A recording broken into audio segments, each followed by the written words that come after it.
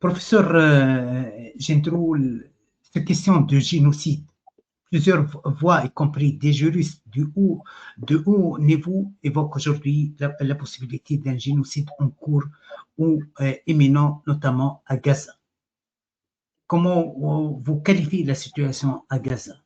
Alors, écoutez, la situation à Gaza, elle a été qualifiée par la Cour internationale de justice, qui a rendu 3 ordonnances. Vous savez qu'elle a été saisie, alors je reviens un peu en arrière.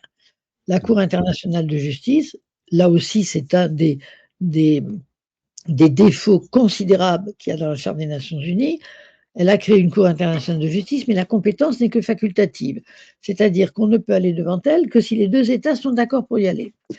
Ce qui est incroyable, parce que si vous prenez la comparaison avec le droit interne, en droit interne, si un voisin vous attaque, vous le traduisez en justice, vous n'avez pas besoin de son accord. Il ne va pas dire « Ah ben non, je ne suis pas d'accord, donc le tribunal n'est pas compétent ». En droit international, il faut que les deux États soient compétents. Mais il y a une exception à ça, c'est qu'il y a certaines grandes conventions internationales où il y a une clause de compétence de la Cour. Et là, les États qui ont signé cette convention ne peuvent pas refuser la compétence de la Cour. Donc l'Afrique du Sud a pris cette initiative magnifique de traduire Israël devant la Cour pour génocide. Ça va être long, mais la Cour va devoir se prononcer. Mais en attendant, comme l'Afrique du Sud avait demandé des mesures provisoires, la Cour a rendu 3 ordonnances, et dans ces 3 ordonnances, elle ordonne des mesures en disant ces mesures sont indispensables parce qu'il y a un risque de génocide.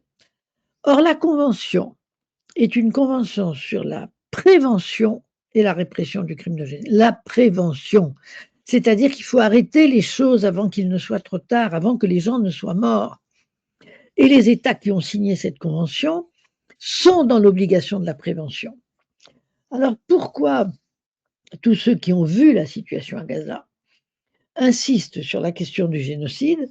Parce que, si vous voulez, il y a plusieurs catégories de crimes internationaux. Les crimes de guerre, là, évidemment, ils sont avérés à Gaza et en Cisjordanie depuis longtemps. L'occupation est un crime de guerre. La colonisation est un crime de guerre. Donc, le droit international prévoit les crimes de guerre, les crimes contre l'humanité et le crime de génocide. Mais le crime de génocide, il a ceci de particulier qu'il y a une obligation de prévention.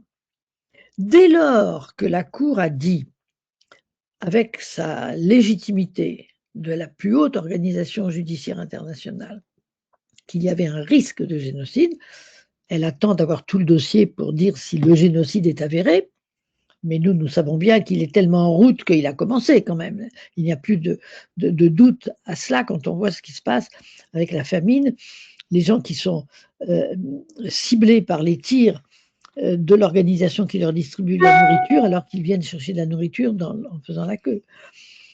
Donc, les États sont devant une obligation de prévention.